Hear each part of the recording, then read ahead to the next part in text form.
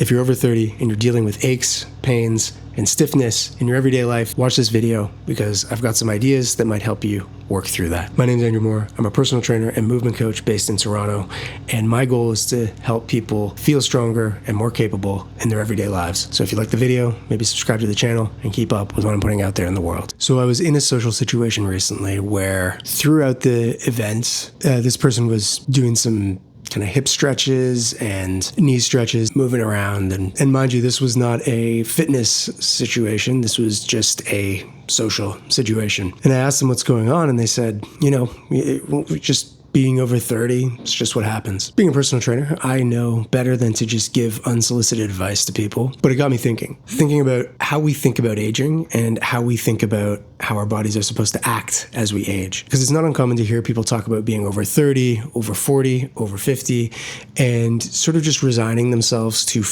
the idea that there's going to be some kind of pain, some kind of stiffness that is just inevitable and inescapable. And there is some truth to that. If you have a history of injuries, especially more catastrophic injuries like a broken bone, a meniscus tear, dislocated shoulder, even a herniated disc, there's a potential that if you don't keep up with certain exercises, those problems will kind of make themselves known down the line. Personally, I've dealt with a meniscus injury, I think 3 years ago now. And if I don't if I don't keep up with my split squats or some sort of squatting regimen, I will start to feel it. So there is an element of, once you have had an injury or something like that, these things can come up. And without proper maintenance, they might make themselves known. But I do take issue with this idea that after a certain age, your body is just going to hurt. You're going to feel stiff. You're going to have to kind of shift around and do stretches all the time in order to alleviate some of the pains of, aging. And I know I'm very biased. I'm a personal trainer, but I would say that for the majority of people, the answer to constant kind of nagging pain that's sort of unspecified, it really is just strength training. It's getting stronger. It's moving under load through a full range of motion, whether that's a squat or a deadlift, or a single leg Romanian deadlift, overhead press, rows, your push, your pull, your hinge, your squat. Doing it under load and progressing that weight over time really does make a huge difference in people's lives. I've taken people who come, when they start working with me, they come in with this sort of unspecific stiffness and pain that really does impact their lives. And I don't want to sound like I'm trivializing it because it is a big deal, but there's often this kind of aha moment after a very short amount of training, a few weeks to a couple months, where they come in and they realize, like, I'm not really in that much pain anymore. And I don't feel as hesitant doing the things that would make me feel hesitant, like, I don't know, picking something up off the ground or in the case of somebody that I was working with with shoulder pain, this person was a musician, so they could carry their guitar from the car to the gig with ease in a way that they didn't feel capable of doing before. There are benefits to stretching. There are benefits to, doing basic mobility exercises. And I do build those into every program that I take a client through.